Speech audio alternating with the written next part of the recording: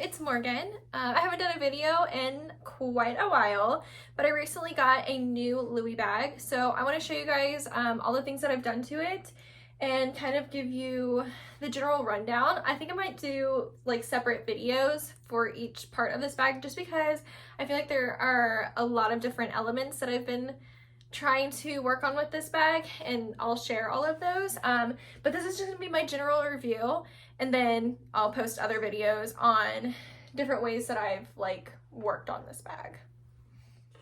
So this is the Louis Vuitton bucket bag. It's originally from, I believe, 2001, but we had the interior replaced actually. So it has all new lining.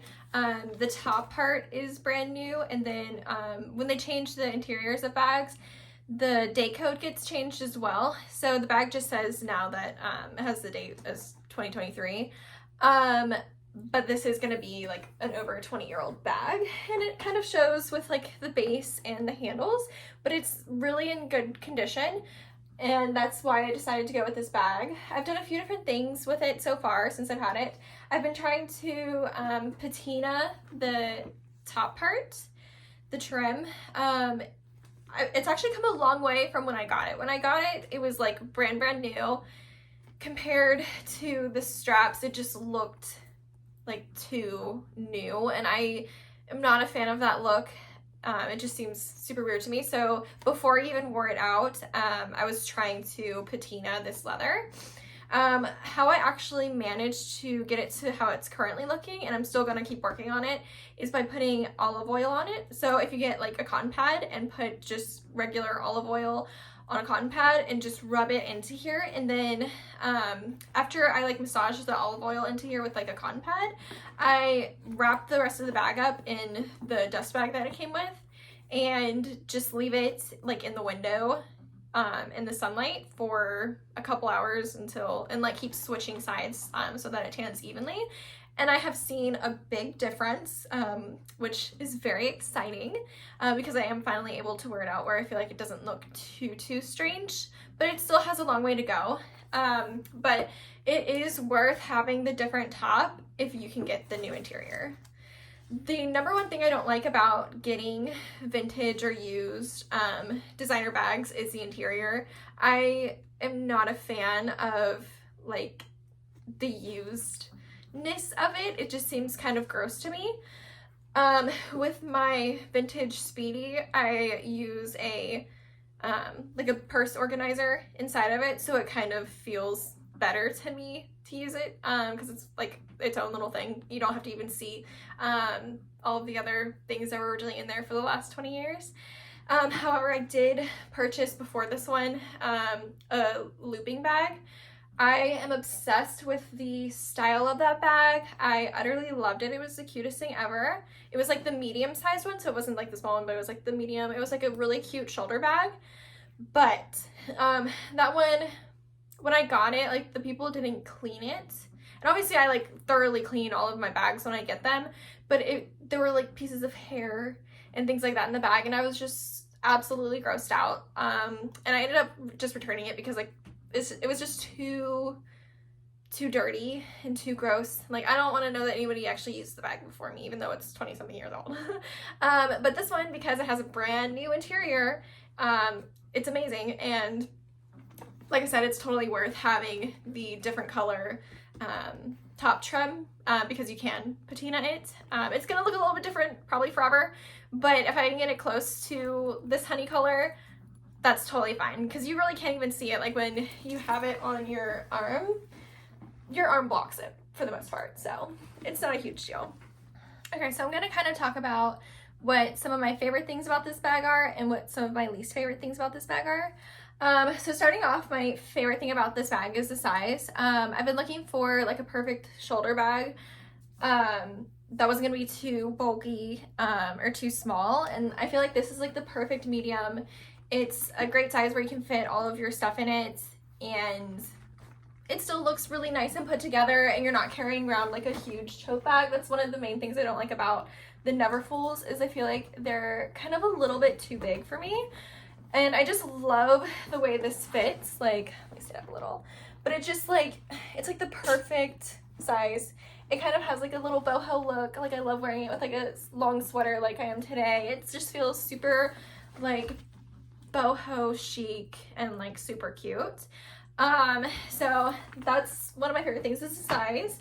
Next is going to be, like I said, the new interior, specifically with getting vintage bags. That is amazing that this bag has that. One of the things I don't really like about this bag is and I don't know if this is just because of its age, but the way it kind of slouches, you can see right here. I don't know if it's just because it's been laying like this for like years and it kind of has these creases, but it really gets on my nerves when you put the bag down and it kind of just folds in at the base here. I really like, it just really gets on my nerves. But other than that though, this is an amazing bag. It's in really, really good shape for being like 23 years old. The base is a little bit worn, so you can see like some watermarks and things like that. The patina looks really beautiful. I love when purses are this like honey color, but it really like is amazing though for its age. There's no like scratches really or anything major wrong with it. When I got the bag, I fully cleaned and conditioned the whole thing. So the next thing is these straps. So I only have one of the original straps on this bag currently. The other one I actually purchased, so when I bought this bag, I didn't realize that the top of one of the straps, like this isn't it, but I'll just show you, the top of it was kind of worn down and it kind of felt really thin compared to the other one, and it kind of worried me that it was just gonna like break or something, which I know it's not gonna break that easy, but it's my own paranoia that like, oh my gosh, one day these straps aren't gonna exist because it's already a really old bag and then like there's nothing I can do about it. So I went on Mercari and I found like another set of the same exact straps from like another bag, and this is actually them. So this is a strap that was originally on the bag, and it just kind of feels like, you can see how flimsy it is.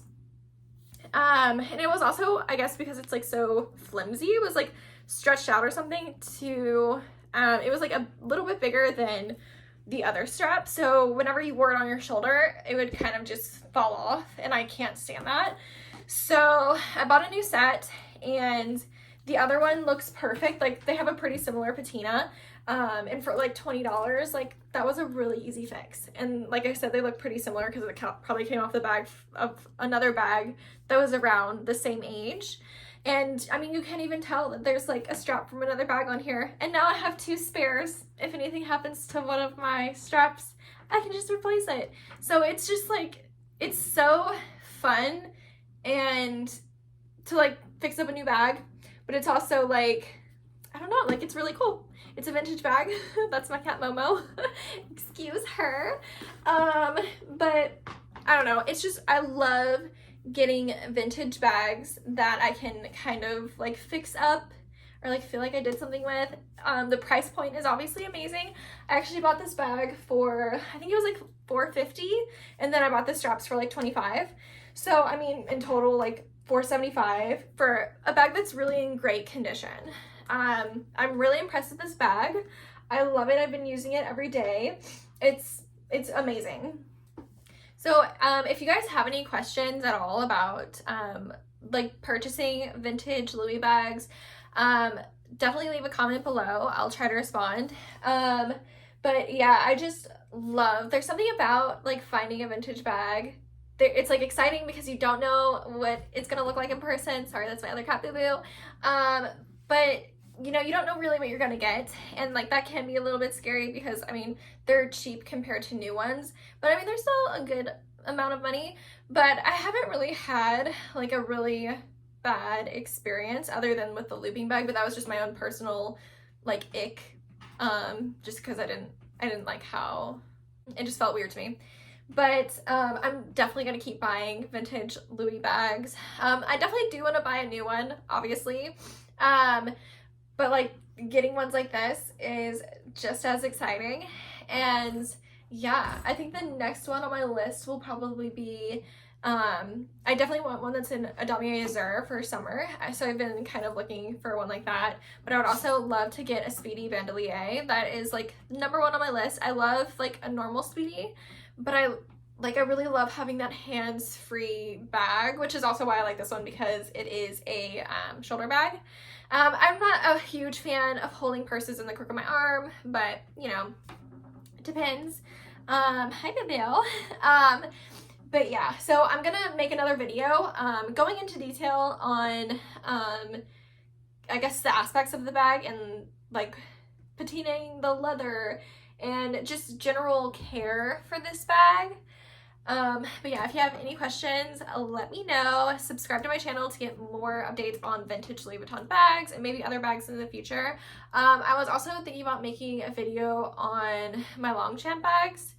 Those have been like a staple for me as well lately. I love like a Longchamp backpack or a tote. So I was thinking about doing a review on those, but they're not gonna be as interesting as like fixing up a vintage Louis bag.